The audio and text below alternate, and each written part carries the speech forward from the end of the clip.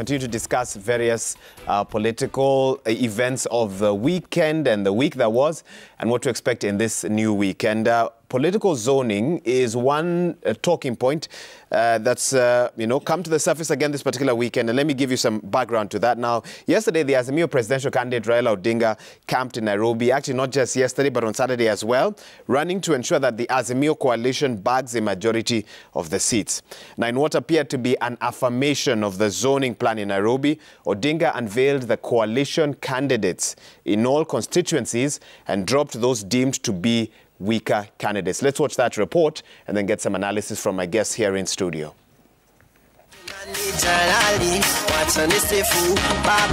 For the second day, Odinga and Karua camped in the city and held 12 rallies in 7 constituencies.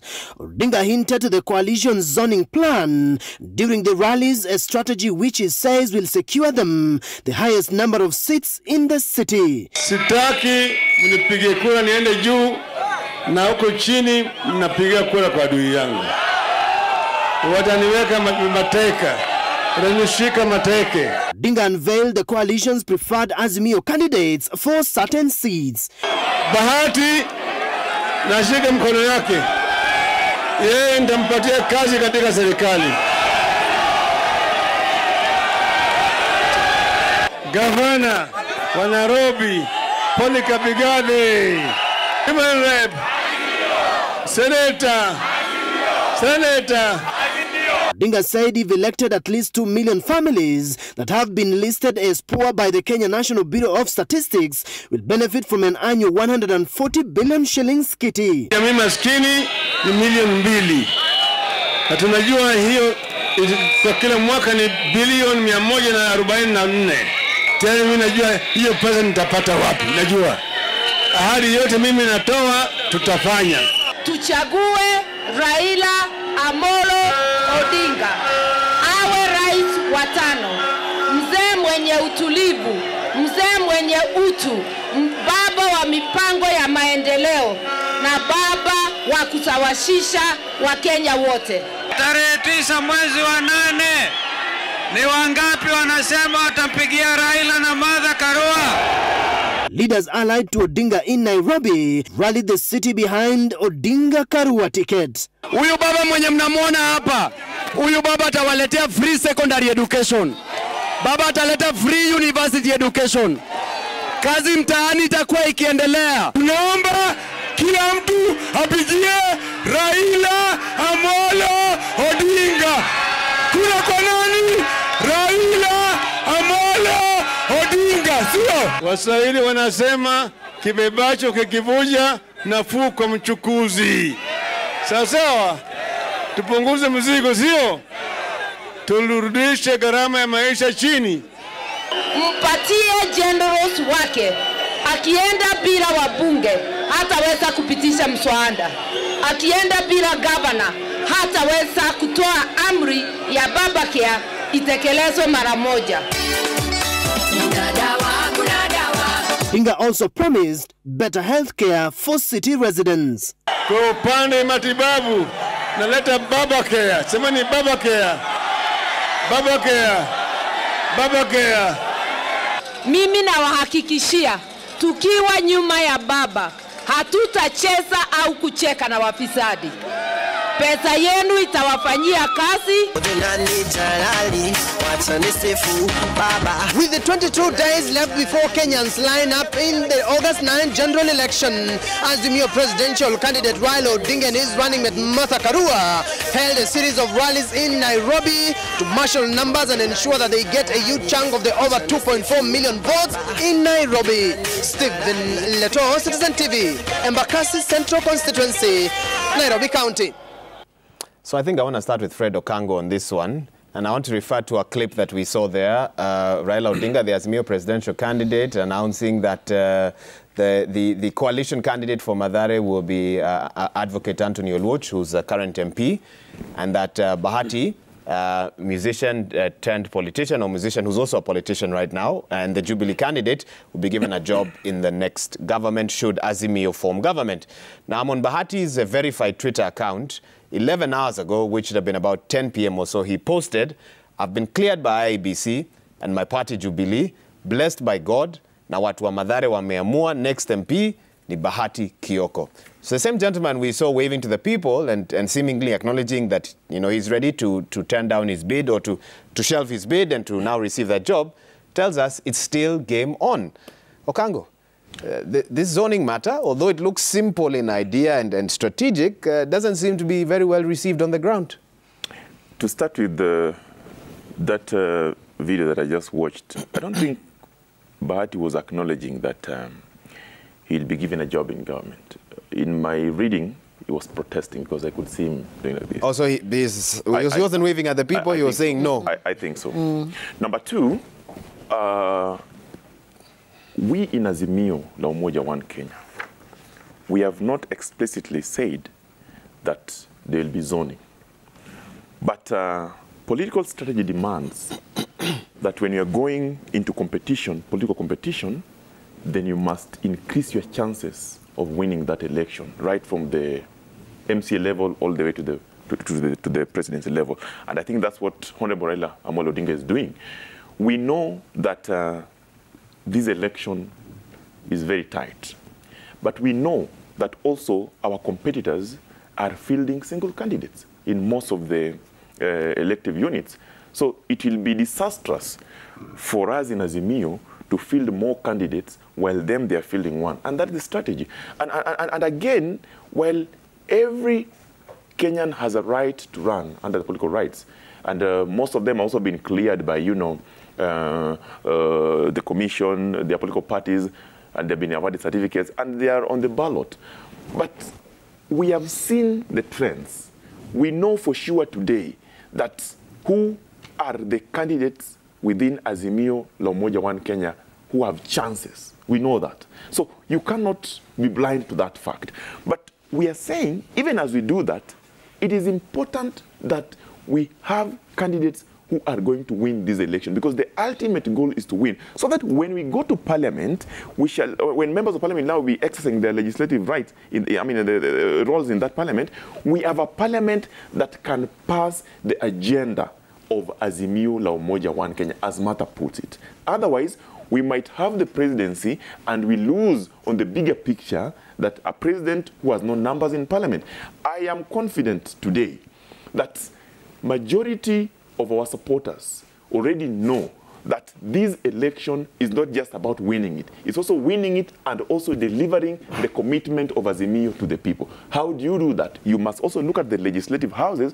What are the numbers we are projecting? And when we get there, what are we going to do with those numbers? Do you see a situation where in Azimio's attempt to get out of the frying pan, they jump into a fire, where those who are told to shelve their bids either become rebellious and even cause people to vote for another candidate, or might agree publicly that we are now all supporting this one candidate, but quietly are telling people, nyi mufanye vile mtafanya. I don't see that. I don't see that happening. How do you handle the fallout? I don't see that fallout happening because, as I started by saying, there is no single day that a communication has come out of Azimio saying that so and so must step down for so and so. That official communication has not come out. But when you look at the campaigns, the way they are conducted, particularly in cosmopolitan areas, the cities, the urban centers, you notice that the competition is so high, and therefore, wherever Azimio has fielded more than one, it is only important that it is looked in a manner that secures that election. And again, I'll take people back to the Azimio la Umoja One Kenya coalition agreement. In fielding candidates, we shall do that without jeopardizing the chances of winning that seat and the chances of winning the presidential vote. That is the underlying principle. And that principle can be exercised differently. I have seen in certain constituencies in Nairobi where Azimio has got more than one candidate. It is fair because Azimio is a coalition political party with constituent parties, and the main role of political parties is to capture power. Every party would want to field. As Kanu, we have fielded a senatorial candidate in Nairobi. ODM has fielded. And all these guys are going to ask for vote. They're going to tell their stories in the ballot. But the facts remain that that seat shall be won by one person. And it is our wish that the Azimio candidate wins it. The strategy towards that is what Raila is employing. That strategy comes every day. In 2 weeks' it's time, your wish that the Azimio candidate wins it, not the KANU candidate. We are saying that today we have fielded more than one, more than one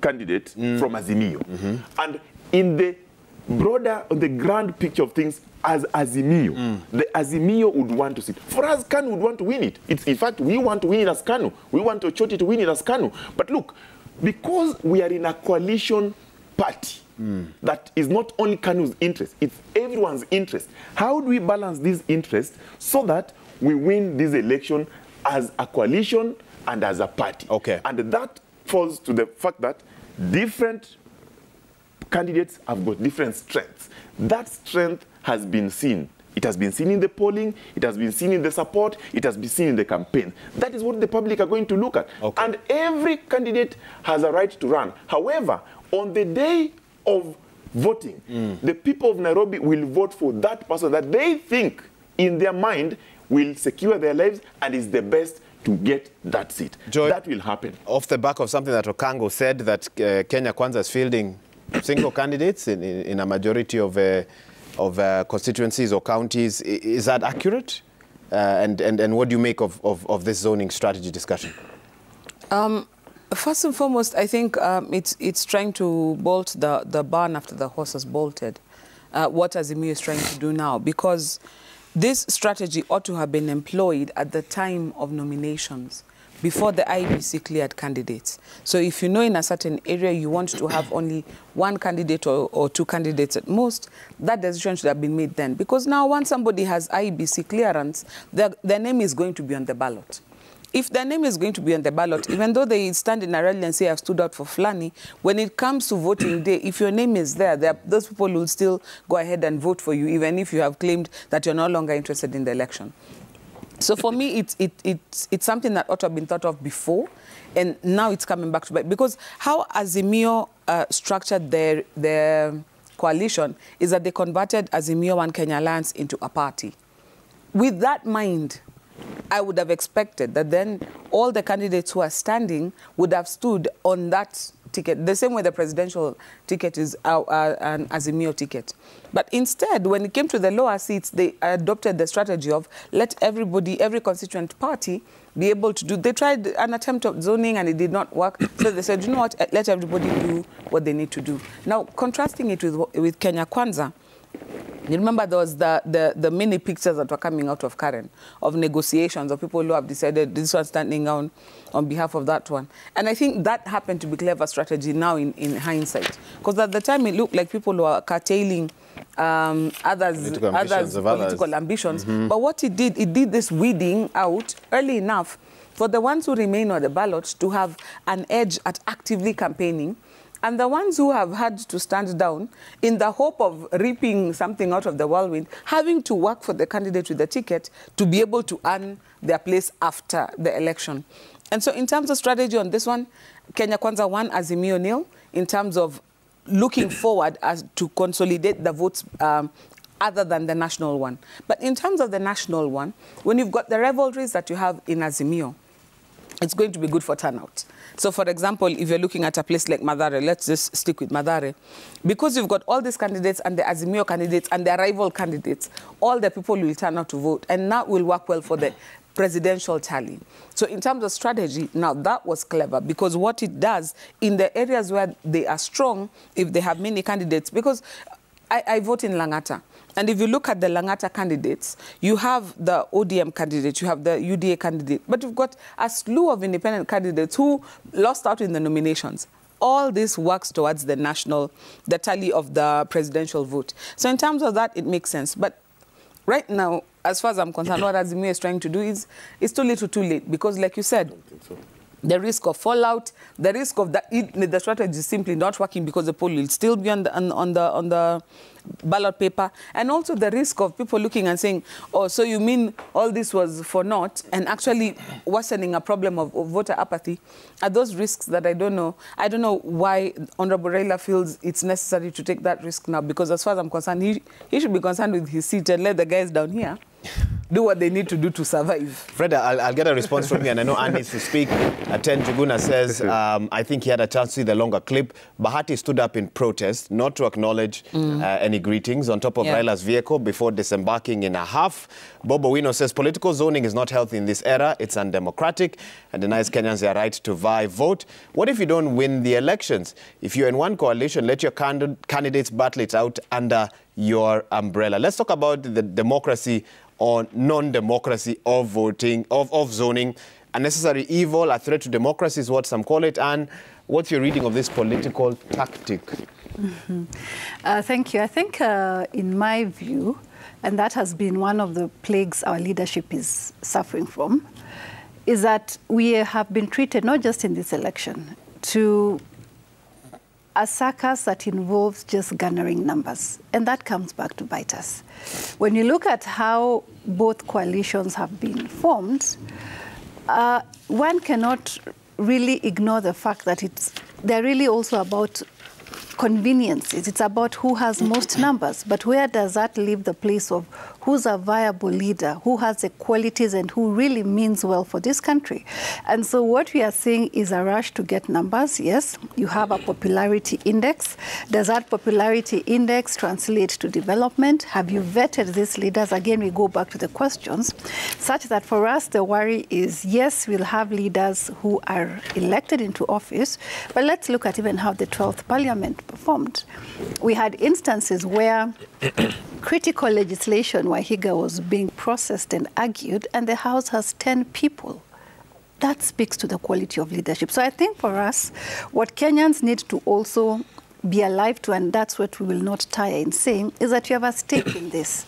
The minute you subject and give out your vote to someone who is deemed popular, who is in a popular coalition, yes, politics is about numbers, where has that left you to vet this leader? What is their track record? What have they done for your country? Short of that, you'll have leaders who go in. We know what happens. We know from history, again, when they often come together, and we'll be at it again as Kenyans complaining. But what Kenyans always miss the point is that it's your taxpayers' money that's employing these leaders. They're there to serve you.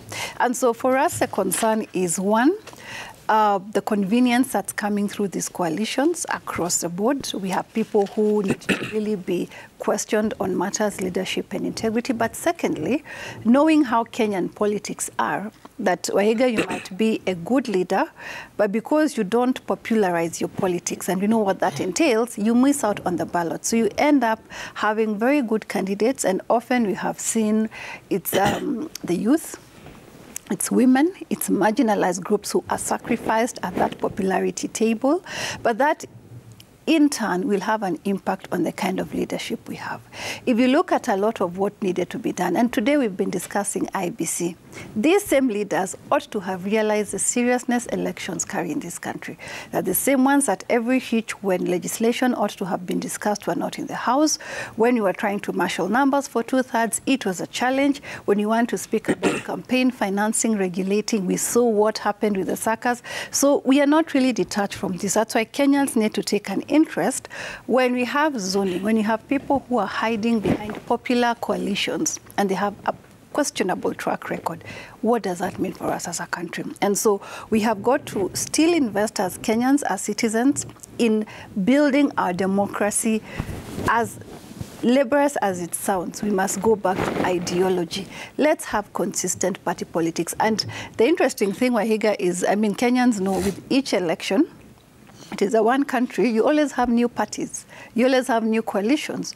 What does that speak to us as a country? Whereas, you know, in a lot of countries, not even, I mean, people keep on criticizing that we are looking to the West. Look at our neighbors here in Tanzania. They've had parties that have been there for very long. So until we grow the party politics, we grow these parties, knowing that political parties remain by large the biggest vehicles that we select leadership from, then we have people who are structures first and foremost that vet who wants to be a leader within the party. But secondly, Wahiga, there's a big constituent we are missing out from the political parties, and these are the political members. It was very interesting some time back when we had an erroneous process where Kenyans found themselves in political parties. Of course, there was hue and cry. But the flip side, I mean, people woke up, you find yourself in this party X or party Y. But the bigger question would be, why is it that Kenyans did not want at all to be associated with political parties, yet they want to go and select leaders who belong to political parties? Where is the disconnect? Because the more we get Kenyans to join political parties, the more they invest in those parties, the more they'll have a say. We've seen in a lot of countries where we have progressive parties, they don't even struggle for funding. The citizens themselves fund these political parties with the promise and the belief that the ideology you carry is very important and I associate myself with it. So we have to have this larger discussion, especially after the elections, why Kenyans do not want to be associated with politics, yet the very process that they get leaders is political. How do you constructively become a member of political parties? How do you contribute? And that way, we have ways of weeding out people who are convenient leaders who want to take advantage of that labor that people have told to create a party just for the sake of elections. You'll be seeing people voted into office. Are we certain, for example, that these coalitions will stand the test of time? We have been at this point in our country before. So we have to, I think, bottom line, let's run away, and that's where we are at. Coalitions of convenience, parties of convenience which are formed 12 months to an election, disbanded 3 months after an election. Really, as Kenyans, we have to demand for more. And for us to demand for that more, we must be actively engaged in the politics of our country, not a year to election, but throughout the election cycle. Okay, thank you for that. And Fred, even as you jump in, you are not comfortable with some of the sentiments posed by Joy Mdivo. The horse has left the barn. It's too late now to have a zoning discussion, and it will not work so late in the game to achieve the intended purpose. Well, what's your response? Waiga, you know, the selection of candidates to run or to compete is based on their suitability and competency. And that can manifest itself in different ways, through their opinions, through their campaigns, through what people say about them. And we know that. And all these candidates that have been cleared by individual or constituent parties to go and run for these seats, they've got different capabilities. While it is smart of Azimio to improve or increase the voter turnout in their zones or all over the country, it's also much smart of them to be democratic and allow constituent parties to field candidates. There's nothing wrong with that. What we are saying now is that we are staring at a win. And when you're staring at a win, you must be staring at it so that you win it convincingly. That is what we are going to do. We have seen, even in other areas, of even though Kenya Kwanza is UDA, and UDA is not Kenya Kwanza because it's all about UDA, but look at Azimio, the democracy in Azimio. Azimio, as a coalition political party, has managed to give constituent parties opportunities to field candidates of their own in a competitive process. That one has been seen.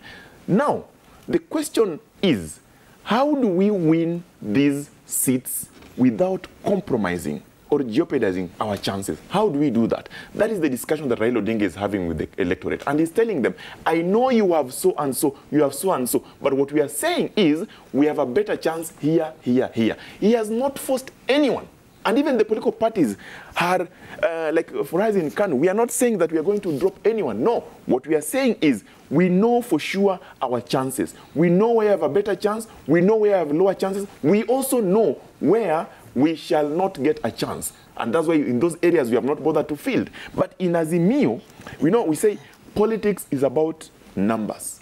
And those numbers are what is going to put Martha and Raila in State House. Why do you think this tactic was not employed as aggressively in the initial stages? Yes. Because the whole idea here has been, look at even the voter apathy that people are talking about. Majority of the people were saying, if our party is not going to participate, then for us, we are out. The whole idea was bring everyone on board, give them equal opportunity, and increase the voter turnout.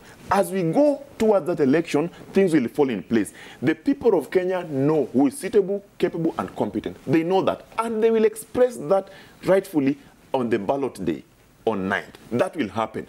I want to ask our supporters that today nothing is lost, because the person that was cleared by constituent party, the ballot boxes, some of them, papers, some of them have been printed. They'll be there. But we know for sure that out of those, only one person will win it. How do we ensure that the person who wins it is the best person? Because any politician will tell you, Oiga, I am the best.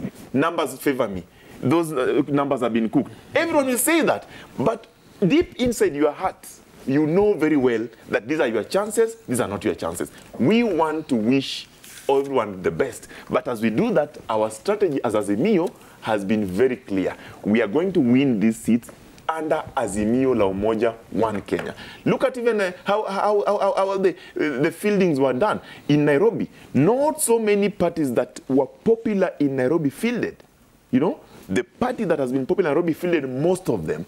Those that were not very popular fielded areas that they feel that they have got a higher chance. And that's what has been happening. So while people will protest and say this and this, the fact remains that Azimio la Umoja One Kenya, as a ticket of Raila Odinga and Martha Karua, will win this election. Even as they win it, then their soldiers down there, the MCA, the Member of Parliament, Women Rep, also must win, so that when we get to the House, we support the legislative agenda of Azimio la Umoja One Kenya, where we are going to secure the lives of Kenyans.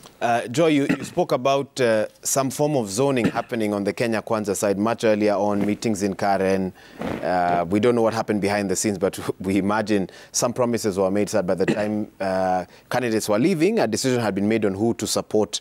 And I guess the headlines haven't been as dramatic for Kenya Kwanza on that end as they've been for Azimio as well. But when you look at zoning beyond Kenya's borders, and I just want to reference the situation in Nigeria, where political parties agreed to split their presidential and vice presidential candidates between the north and south of the country and alternate the home area of the president between those two areas to ensure that neither the north nor the south is ever permanently excluded from power and no party is seen to only represent one part of the country. One would say from a layman's perspective, this makes sense. Zoning aids inclusion. But in Kenya, the feeling is that zoning aids exclusion. Now, the example that you've given of Nigeria, you have to remember they came out of military rule for a long time. And they didn't just have the military rule dynamic, they also had the Christian-Muslim dynamic. So even that north-south dichotomy has something to do also with the religious tensions that they have in that country. You see that as well also in Tanzania, where they say, okay, if you have the president from the mainland, you'll have the deputy from the Zanzibar, and vice versa. And it's all in an attempt, like you said, to ensure that there is a balance in power, that there is a balance in direction. Now, in Kenya, we don't have such clear dichotomies usually, except in a few areas. So, for example, this issue of let's say negotiated democracy. You'll see it a lot in areas, for example, like the Northeastern and in other jurisdictions. So let me come to what happened in Kenya Kwanza, for example, that I happen to be a little bit privy to. There are areas where there are dynamics that are at play. So let me pick a place like Kisii, for example. In Kisii, if they've got a candidate who's from a certain clan for governor, they'll not give the same clan woman rep or the other seat. So once they've known that Wahiga is very strong for governor and he comes from clan A, and Joy is very strong and she's still from clan A, because I'm from clan A, they'll tell me, look, you guys would rather go for the bigger fish that is the governor.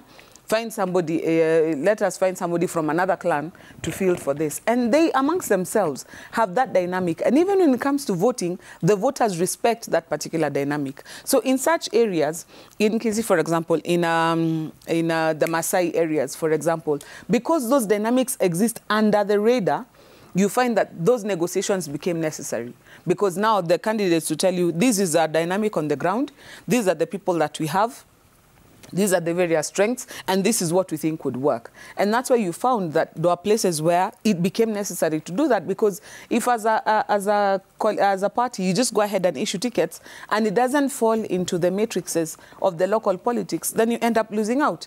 But in places, for example, like the Rift Valley, the people of the Rift Valley were very categorical. They're like, we want credible nominations, because if you impose candidates on us, we are going to show you.